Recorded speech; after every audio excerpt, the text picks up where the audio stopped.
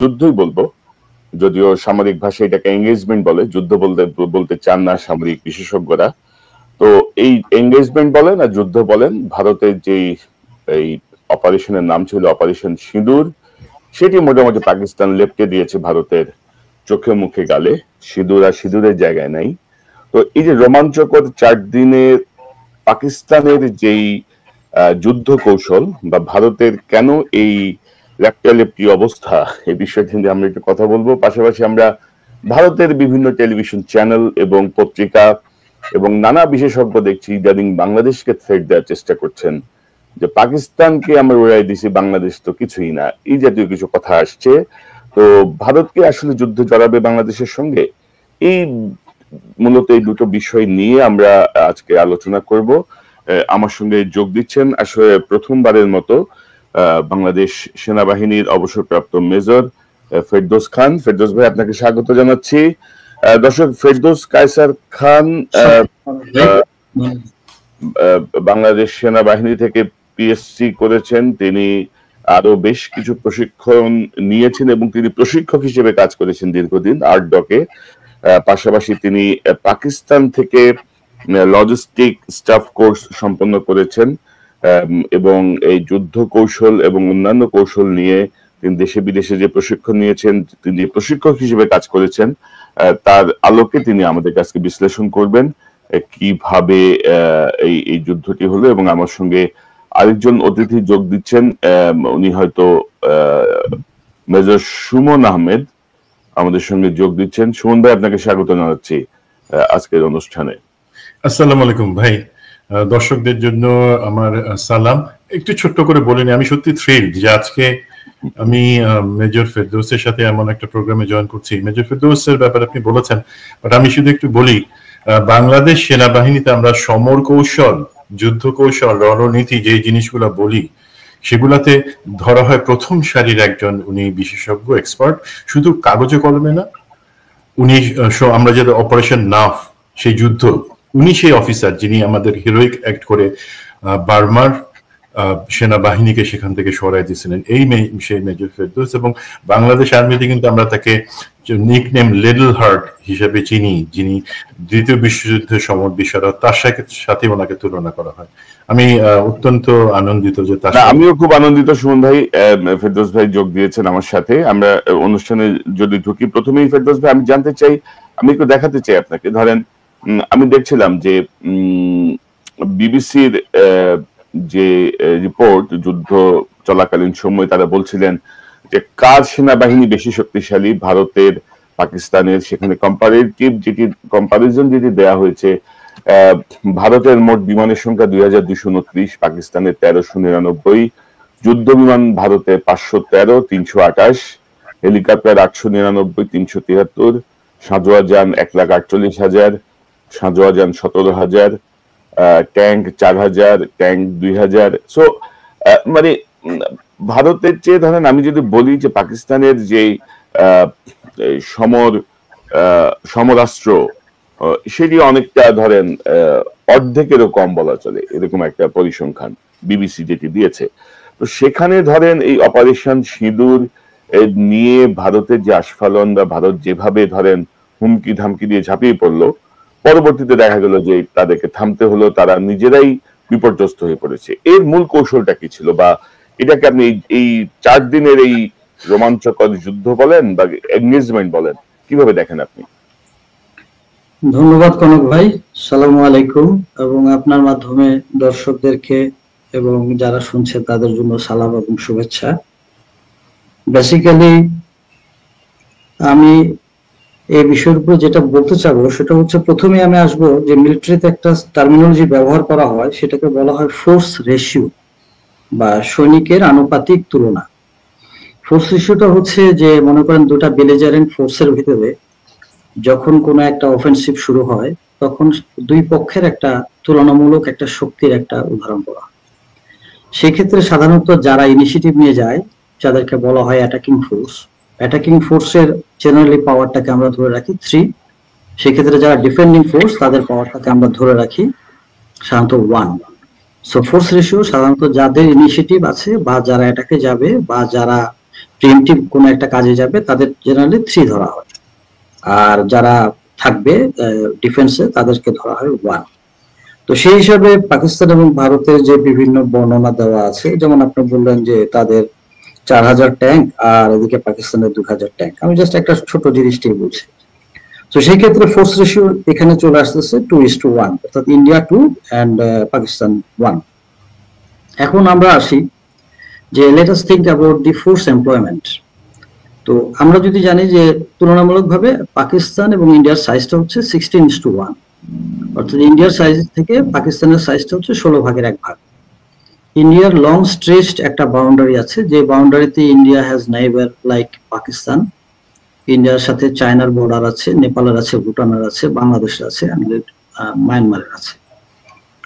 তো একটা দেশের জেনারেলি একটা ট্রুপস কি করে, একটা ট্রুপসকে ডিপ্লয় করা হয় বা প্ল্যান করা হয়, যেটা সেই যে প্ল্যানটা থাকে সেই প্ল্যানটা হচ্ছে যে anybody can be the enemy, anybody can be the friend, but whatever may be the situation, আমার বন্ধু হোক শত্রু হোক, যে কোনো দিক থেকে আমার জন্য আসতে পারে। আর আরেকটা জিনিস হচ্ছে হিস্ট্রি হ্যাজ প্রুভ, বিভিন্ন জায়গা থেকে ইতিহাস কিন্তু শিক্ষা দিয়েছে যে there will be battle, there will be fight, এটা হবে, এটা যুগে যুগে হয়ে আসছে। তো সেই ক্ষেত্রে ইন্ডিয়ার যদি লং স্ট্রেচড বর্ডার যদি আমরা দেখি, তাহলে ইন্ডিয়ার যদি আমরা টোটাল ফোর্সটাকে যদি ধরি, আমরা এটা, আমি তো আর ইন্ডিয়াতে যাই নাই, বা India have never seen the Indian army, I have seen Indian army, but Indian আর্মির টোটাল সাইজটা তো আমি চোখে দেখি নাই। তো সেই ক্ষেত্রে যদি দেখা যায়, তাহলে দেখেন ইন্ডিয়ার ফোর্স এমপ্লয়মেন্টটা কোথায় হচ্ছে, পাকিস্তান বর্ডারে হচ্ছে, চায়না বর্ডারে হচ্ছে, এবং বাংলাদেশ হচ্ছে, 7 সিস্টার্স এর মধ্যে আছে যেখানে ইনসার্জেন্সি অপারেশন চলছে, এন্ড লিমিটেড হয়তো নেপাল এবং ভুটানের সাইডে হয়তো সামান্য কিছু, যত সামান্য।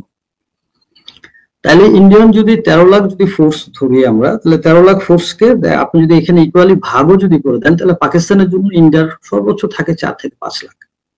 অন দি কন্ট্রারি আমরা পাকিস্তানের সাইডে যাই, পাকিস্তানে যদি মনে করেন যে আমরা যেটুকু জানি যে Pakistan has goat 7 lakh army, আমি শুধু আর্মিটা দিয়ে তুলনা করবো, পরে ইয়ারে যাব।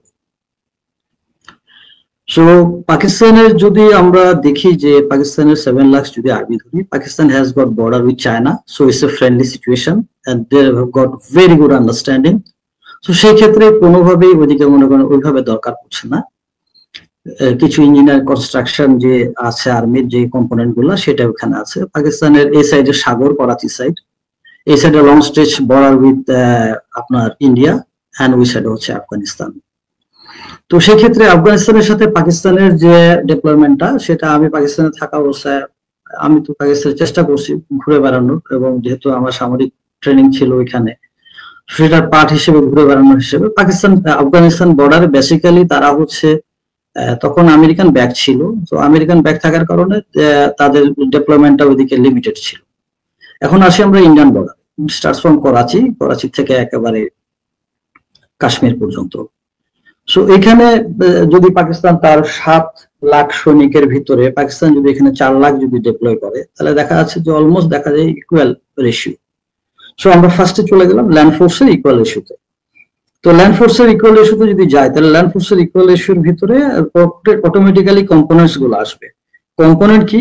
কম্পোনেন্ট মনে করেন ট্যাঙ্ক ধরা যায়, আর্টিলারি ধরা যায়, ইনফ্যান্ট্রি ধরা যায়, মেকানাইজ ইনফ্যান্ট্রি ধরা যায়, সেলফ প্রোপেলড আর্টিলারি ধরা যায়। তো সেই হিসেবে ধরতে গেলে এটা ইকুয়ালি ডিস্ট্রিবিউট হবে, because force is always structured. সেনাবাহিনী সবসময় স্ট্রাকচার্ড হতে আছে। সো সেখানে যেখানে একটা আর্টিলারি রেজিমেন্ট যাবে, সেখানে ডেফিনেটলি 3টা ইনফ্যান্ট্রি ব্যাটালিয়ন যাবে, এইভাবে। সো সেই হিসাবে যে মানুষ যেটা বলে বেড়ায় যে পাকিস্তান এবং ইন্ডিয়া, পাকিস্তান যদি ইন্ডিয়ার উপরে, ইন্ডিয়া যদি পাকিস্তানের উপরে চড়াও হয়, তাহলে পাকিস্তানের কোনো জায়গা থাকবে না, ইত্যাদি ইত্যাদি। I am not a pro Pakistan, and also I am not pro-India, and it's my pride that I am not a pro-India.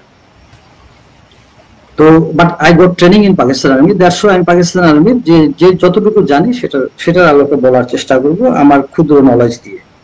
Force রেশিওটা যদি আমরা চলে এলাম, ফোর্স রেশিওর পরে আমরা এখন আসি আমরা তাদের সি সাইডটাতে আমরা যাচ্ছি না, because there was no development in the sea battle.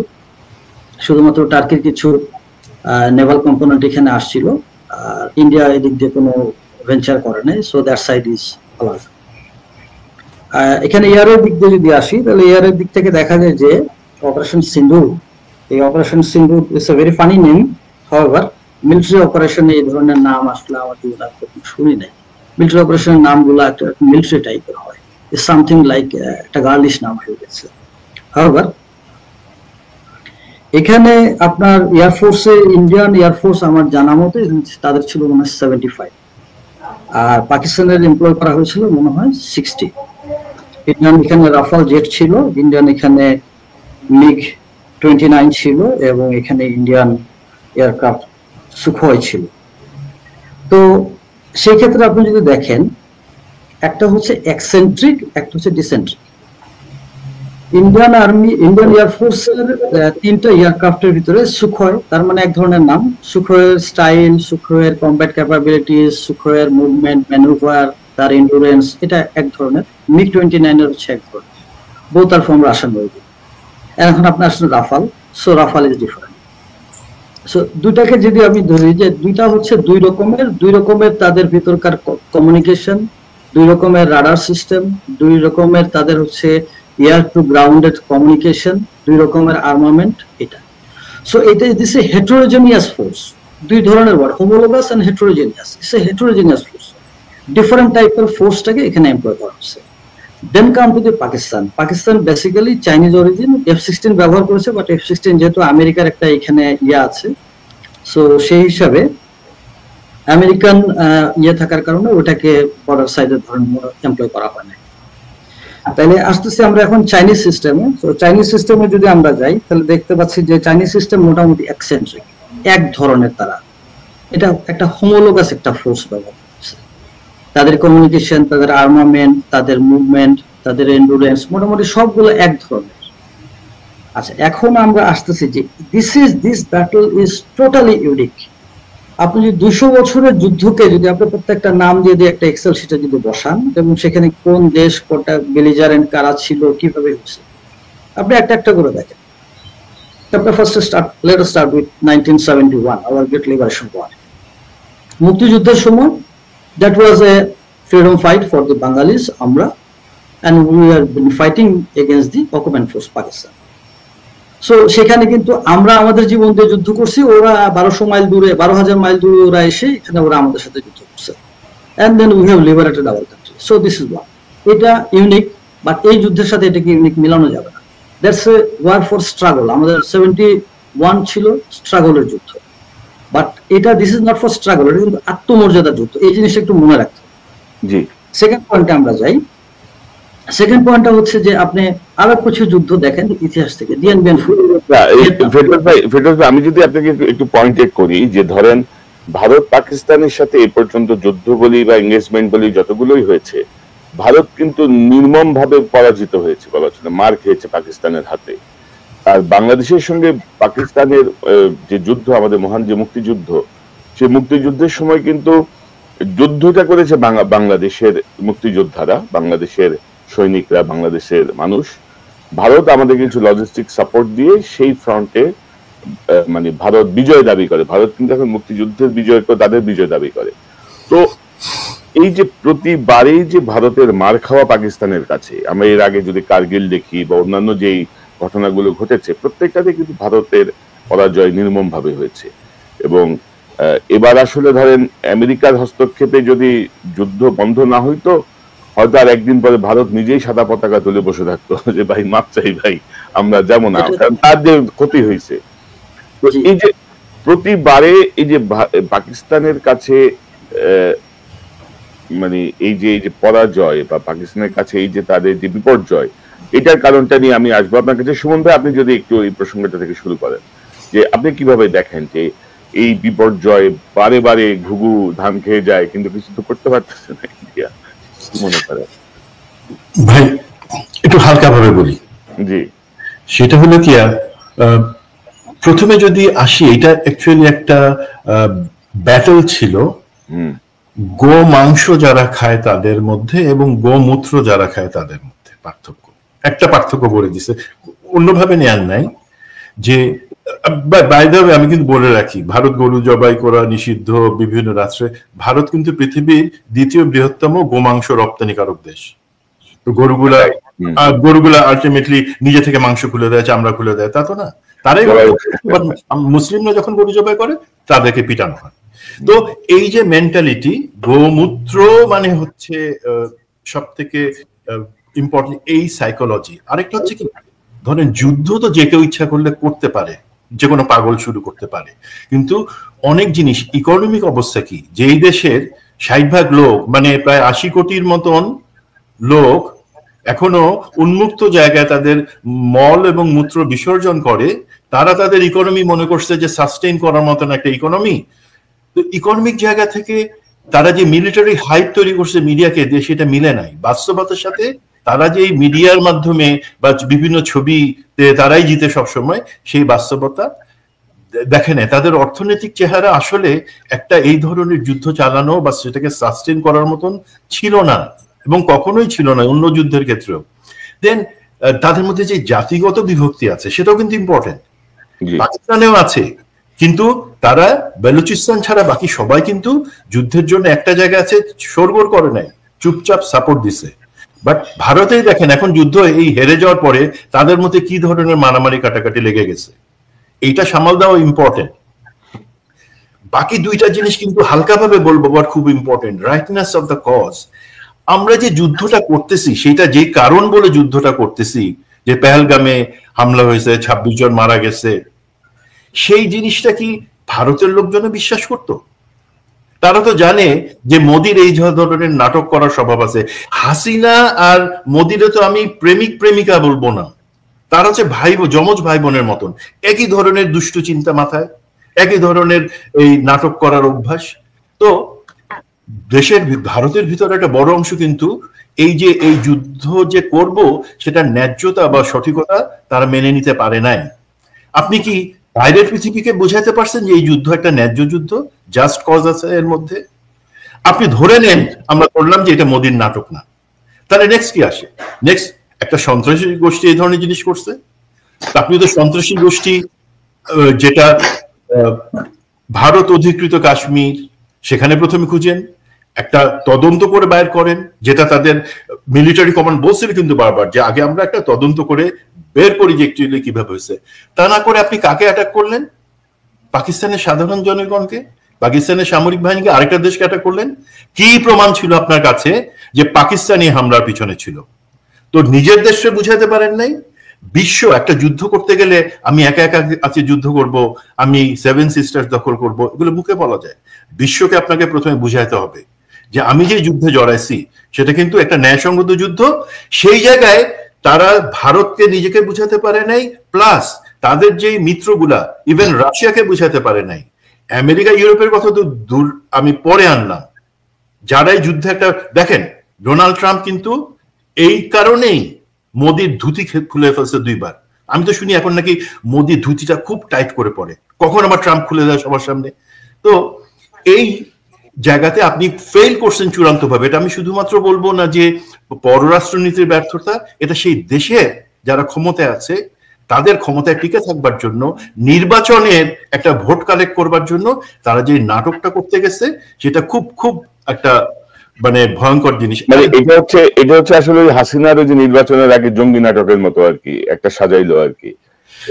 আমি যদি মেজর ফেরদৌস যেই মানে স্ট্র্যাটেজিক লেভেলে যেগুলো বললো বা মিলিটারি জিনিসে, আমি তো এটা রাজনৈতিক প্রেক্ষাপটে বললাম, মিলিটারি জায়গায় একটু বলি কি, এই যুদ্ধ অ্যাকচুয়ালি হচ্ছে একটা অবসোলেট বা পুরনো ঘুণে ধরা ডক্ট্রিন বা যুদ্ধের যেই আদর্শ আছে তার বিপরীতে পাকিস্তানের হচ্ছে ইভলভিং, যে প্রতিনিয়ত যারা যে ডক্ট্রিনকে আপডেট করতেছে সেটার একটা পরীক্ষা হয়ে গেছে। কিন্তু ভারত তার ঘুণে ধরা সামরিক আদর্শ নিয়ে যুদ্ধ করতে গেছে।